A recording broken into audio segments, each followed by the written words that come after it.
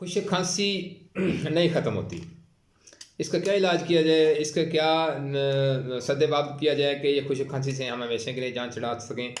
काफ़ी सारे इलाज के बावजूद भी ये खुशक खांसी हमारा पीछा नहीं छोड़ती। जब मौसम चेंज होता है तो फिर तो ये अपने खुशक खांसी अपने रूज पर होती है। कुछ लोगों को सर्दी में ये मर्ज़ ज़्यादा हमला करती है, कुछ लोगों को गर्मी में ये मसला दरपेश होता है। लेकिन यूँ ही मौसम अपनी चेंजिंग में आता है तो उस दौरान तो ये बहुत ज़्यादा इंसानी जिस्म पर अटैक करती है। तो इसको खुशक खांसी को ख़त्म करने के लिए, इससे निजात पाने के लिए मैं 2 चीज़ें आपको बताऊँगा आज। वो 2 चीज़ें आप उनमें से जो चीज़ें आपको आसानी लगे, जो जो नुस्ख़ा आपको आसान लगे कि ये नुस्ख़ा हमारे लिए बहुत ज़्यादा आसान है, वो आप उसका इस्तेमाल करें। इंशाल्लाह ये दोनों उसके 100% वर्क करते हैं।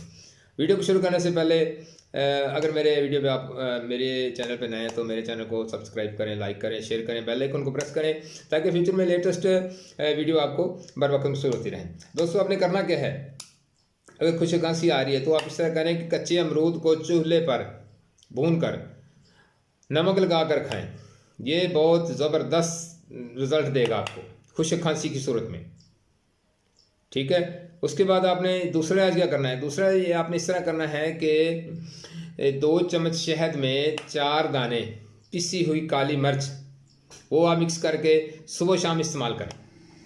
तो जिस भाई को खुशक खांसी होगी, अल्लाह ताला के फ़ज़ल से, अल्लाह ताला के हुक्म से ये खुशक खांसी हमेशा के लिए आपकी जान छोड़ जाएगी। दोस्तों, इन दोनों इलाज में से आपको जो चीज़ अच्छी लगे, शहद भी मोस्टली हर घर में होता है, काली मिर्च भी हर घर में होती है, तो अमरूद सीज़न में तो मिल जाता है, आउट ऑफ सीज़न ये नहीं मिलता। तो ये इलाज आप जो मैंने बाद में सेकंड वाला बताया, ये इलाज आप करें, इंशाल्लाह आपको इसके 100% रिजल्ट मिलेंगे। दोस्तों, अपना ख्याल रखें, अपने प्यारों का ख्याल रखें। मेरे साथ रहने का बहुत शुक्रिया। दोस्तों, मिलते हैं अच्छी सी मुफीद भी मालूमात के साथ दोबारा आपकी खिदमत में हाज़िर होऊंगा। तब तक मुझे इजाज़त दीजिए। अल्लाह आपका हमें नासिर हो।